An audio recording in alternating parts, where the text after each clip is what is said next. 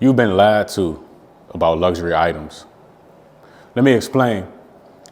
This whole thing kind of reminds me of when I used to work with these record labels and when my wife was first started working on TV, and we used to sit at the round table and look at how these producers and these record execs would use social media, memes, and one-liners to promote products, TV shows, to promote artists, and companies use this to push narratives. And we all knew, they would even talk about it at these tables of how you can use memes through social media and one-liners to control people's minds. Anybody on YouTube, or anybody that partakes in social media on a psychological level knows that you can control people's minds, okay? Now, back to what I was talking about when it comes to luxury items. You have been lied to. Luxury items have value. You have all these broke people that say, hey, I wouldn't buy these luxury items because, you don't have any money, but you got luxury items. So let's break this down. Let's start with gold, right? Gold is what they call a store of value. Store of value.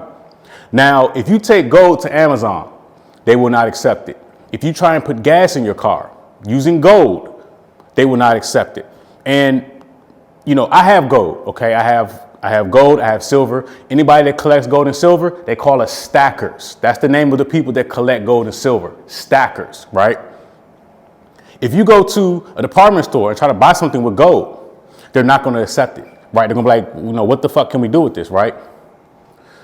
People buy gold as a store of value, okay? That's all it is right now, okay? Now, let's talk about the dollar. You take dollars. You work for dollars. 9 times out of 10, if you have a job, you're getting paid in dollars. I take dollars. Amazon, they take dollars. When you go to a gas station and put gas in your car, they take dollars, right? But the dollar isn't backed by anything. It's backed by nothing. So where does it get its value from? The people. Because you accept dollars, because the bank accepts dollars, because the government accepts dollars. That's what gives us its value. Now, luxury items are the best of both worlds. A store of value, and people give them value.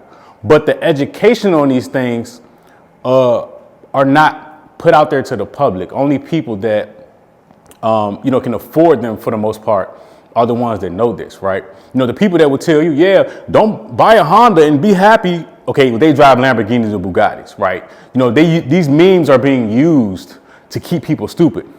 So let's talk about luxury items. Bags, watches, supercars, hypercars are all store of value. That's the reason why I only, for the most part, buy exotic cars, because I can sell them and get my money back.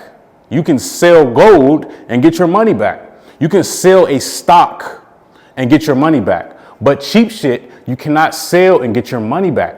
So let's talk about a Honda, right? Well, now, you know what? Let's talk about this car that I bought my wife, okay? I bought my wife this Mitsubishi truck. I asked her if she wanted a G-Wagon. She didn't want it. She was like, just give me this Mitsubishi that I can drive the kids around, take them to school, whatever. $25,000, okay? So I paid $25,000 for this car. Now, once you include the taxes and all that stuff, it was like 28. I can't remember the exact amount, but it was 20-something thousand altogether. I told her, I said, hey, I'm about to get rid of this truck. I went and looked up the value of that car. Now the car has 40,000 miles. It's 2 years old. That car was worth only like $4,000. Okay. Now I can go and get a Lamborghini off the lot, which I have them already, with no money down.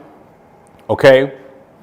I can spend that same $24,000 in a year or two and then sell that Lamborghini, and I will get that $24,000 back.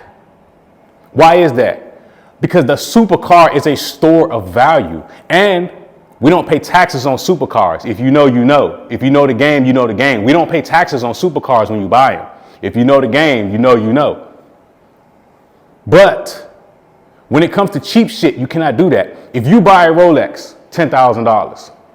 When you sell that Rolex, you will most likely get your $10,000 back. Sometimes it could be more, sometimes it can be less. And guess what? The same thing happens with gold and silver. They're stores of value, and their values go up and down, but they never hit zero like a Honda or a Mitsubishi, right? These are the things that people don't talk about. Let's talk about hypercars like Paganis, right?